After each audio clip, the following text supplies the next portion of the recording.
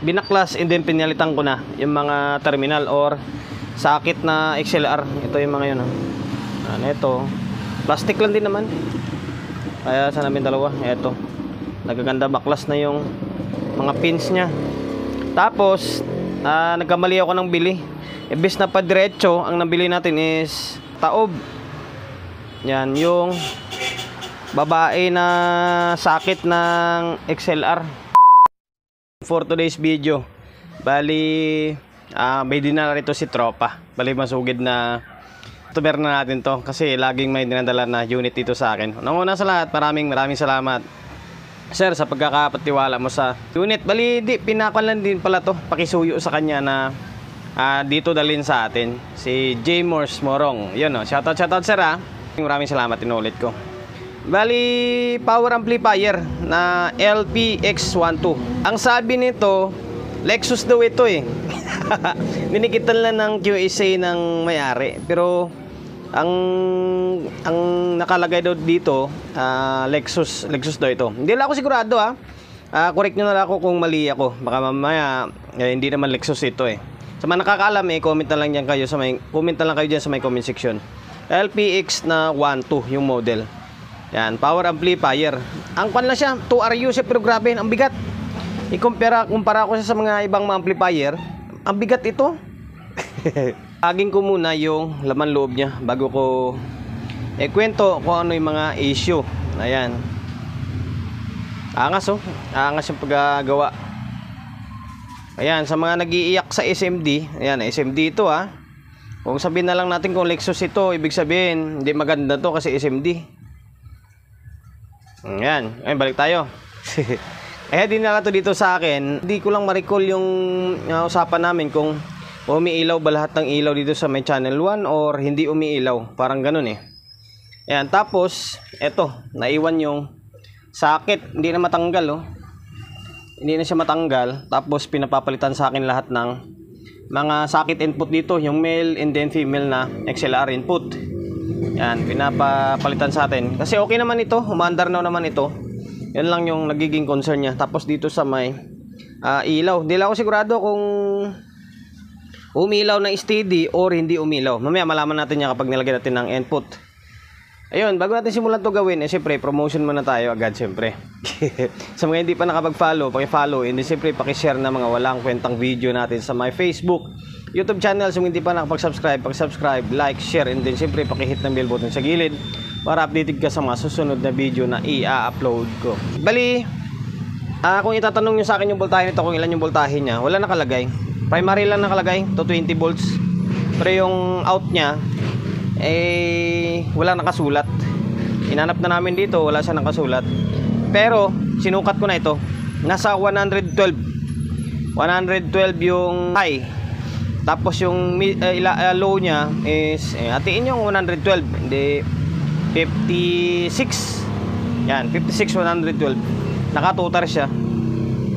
Okay, yung kapasitor hindi natin makita kasi nasa ilalim, nakatago. Bali 2, 4, 6, 8, 8 yung kapasitor niya. So ngayon, bali papakita ko sa inyo. Naka-plug in yan dito sa may bulb. Ayan oh. Nasa normal naman siya. Kasi ito, kailangan lagyan natin ng ilaw. On tsaka protect, andito pala. Okay naman, wala namang ilaw dito. Baka mamaya hindi lang umiilaw. Kaya ba, ipakuha na lang natin yan. Sama natin sa trabaho yan. And then dito. So ngayon, dahil paano kaya ito? Hindi ko malagyan ng input to. Dahil hindi mabaklas yung isa. Tapos naka-XLR. Hindi tayo makarekta ng sa cellphone. Ang gagawin ko na lang muna siguro dito, baklasin na muna natin ito. Palitan ko muna itong mga socket dito. And then saka tayo mag-proceed sa audio testing. Bahala na. Hindi mabaklas kasi ito eh. Bahala ko, erekta na lang muna. Kasi yung, sana ba yung pinakamamahal ko na socket ito. Yung nakarektang phone jack to male na XLR. Papunta dito sa may female na input. Hindi natin mabaklas to. Kasi nakalagay dito is XLR to XLR. Ayun, stay tuned lang kayo. Mali babaklasin ko lang muna itong input and then magpalit muna ako Binaklas ko na yung binaklas and then pinalitan ko na yung mga terminal or sakit na XLR. Ito yung mga yun. Ito. Plastic lang din naman. Kaya sa namin dalawa. Ito. Nagaganda baklas na yung mga pins niya. Tapos, nagkamali ako ng bili. Imbis na padiretso, ang nabili natin is pataob. Yan, yung babae na sakit ng XLR. Okay lang naman kahit baliktad yan or pataob yan. Winiring ko na lang. Diskarte lang para mabuo yung unit. Yung ito naman is inunat ko lang. Okay lang. Ayan, bago na ito Ayan, bago na. Ang problema rito sa itong design, kailangan mo magputol ng wire dahil sagad-sagaran yung mga wire malang naka-exist na para once na hilahin mo to, madali lang siyang tanggalin. Talagang kailangan mong baklasin yung mga board para lang mahila ito. O yan ang ginawa natin hinila lang na, wiring na natin. Sundan mo din naman yan. Kung yung number 1 na pin, ay di sa number 1 mo siya ilalagay yung wire mo. Number 2, di sa number 2 din. Yung number 3, di sa number 3 din. Yan ang diskarte na maibibigay ko sa inyo. Hindi porket pataob siya, hindi na pwede. Pwede yan. Pero lang kung may babanggaan siya. Ito wala naman So ngayon, stay tuned lang ulit kayo. Babalik ko lang muna ito. And then, try natin maglagay ng audio. Naibalik ko na yung board. And then, pati yung back panel. Ito nagiging kalabasan niya. Okay lang, para wala lang nangyari. Ito, may lock na siya. Ito yung male, ito yung female. Tapos, ito yung G-Qua natin, winiring natin. Yan. So ngayon, bali maglalagay muna tayo ng speaker. Maglalagay lang ako ng speaker. And then, tingnan natin, palagyan natin ng audio kung may problema pa nga talaga dito sa may front panel or may iba pa. Mayroon pang iba, sana wala na. Saka stay tuned lang kayo para magkakabit lang ako ng speaker and then audio source natin. Nagkabit na ako ng speaker.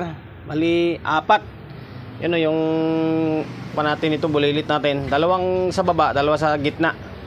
Tapos, ito, audio source natin is itong laptop natin. Yan, umaandar na siya. Okay. Naka stereo mode pala tayo. Na-switch ko na to sa may stereo mode. O yan. Naka-power on na siya. And then, obserbahan pala natin kung alin yung may problema rito, channel 1 or channel 2. Ayan, umaandar yung laptop natin. Itong channel 1. Normal Gumagalaw Tapos, ito yung channel 2.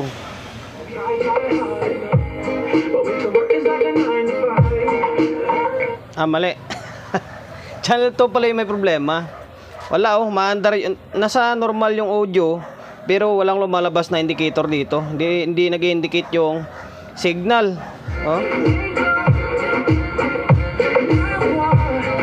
Yung channel 1, okay?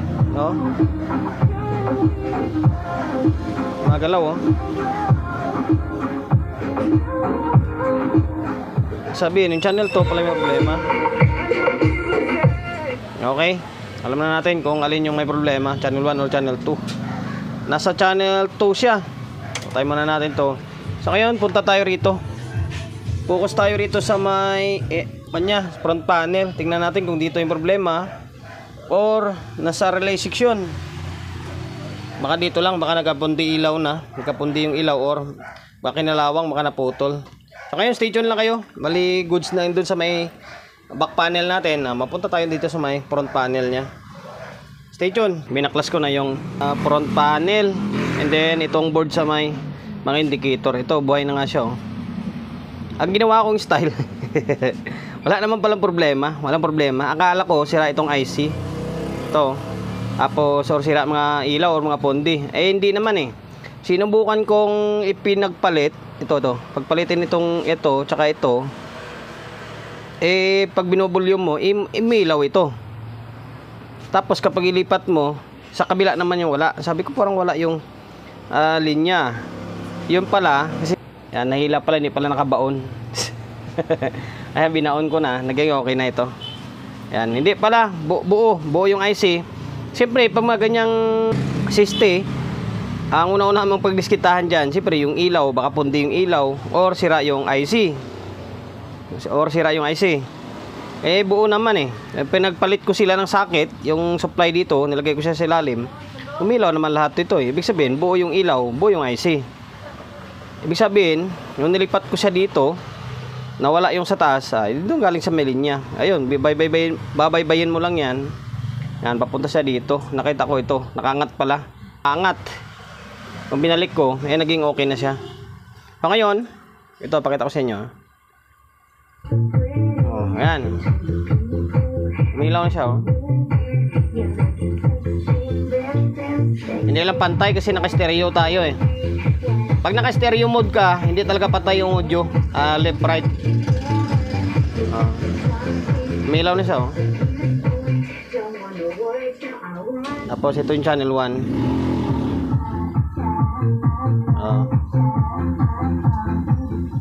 Yung channel 2. Ayan, okay na. Bali, babalik ko na lang ulit itong board dito sa may front panel. Tapos sabay linis na lang kasi ito puno ng alikabok. Puro alikabok. O yan. Ngayon stay tuned ulit kayo. Bali, balik lang natin yung board. Linis. And then final ko na to. Final touch na tayo. Naibalik ko na yung front panel. Yan. Tapos tinisting ko talagang tatanggalin itong sticker kung Lexus pa talaga yung nakalagay dyan. Legit na Lexus. Ito, pakita ko sa inyo. Balik natin. Mas kwan yata si Sir sa QSA kagin sa Lexus eh. Kaya dinikita niya ng QSA ito. Ayan oh, Lexus talaga siya oh. Lexus audio. Legit, akala ko hindi Lexus. LPX-12 na Lexus. Ayan. Ito, nakabalik na yung front panel. Okay na, binrush ko na ito. Yung ganun na talaga yung kulay niya. Medyo ma-brownie na siya konti. Pero wala na yung alikabok ko. Okay, to 20 tayo. Naka to 20 na siya.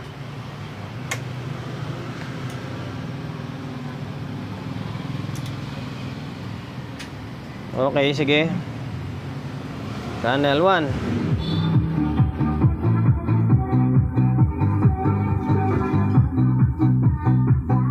Channel 2. Dalawa.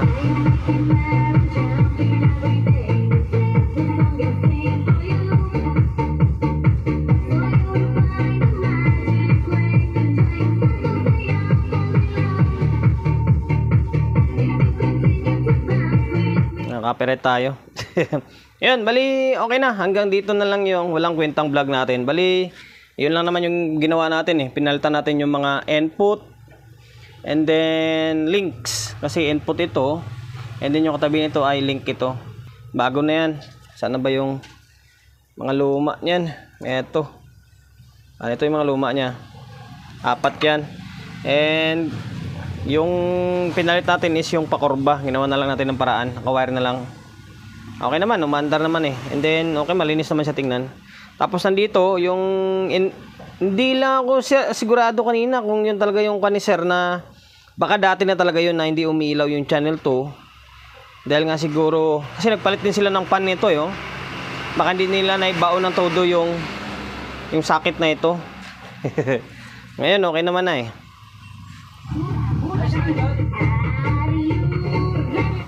Sir G. Morse Morong. Bali, okay na yung Lexus QSA audio mo na LPX-12 na power amplifier. Bali, bago na yung mga socket input niya sa may likod. Tapos, yung issue dito sa may mga indicator is bumalik na. Okay na siya. Maraming salamat sa pagkakatiwala ng unit mo rito sa akin, sir ha. Next ko na lang yung processor mo. Nakalimutan ko yung processor yon. Promotion bago tayo magtapos. Siyempre, shop natin always on the go na 24/7. Sa mga gustong magpa-repair along sa OU, Quezon City number 61 Don Julio Gregorio Street sa OU Road sa OU, Quezon City. Social media pages natin sa mga hindi pa nakapag-follow, paki-follow and then siyempre paki-share ng mga walang kwentang video natin sa my Facebook, YouTube channel. Sa mga hindi pa nakapag-subscribe, paki-subscribe, like, share and then siyempre paki-hit ng bell button sa gilid para updated ka sa mga susunod na video na i-upload ko. Ingat, God bless, and then peace atin lahat.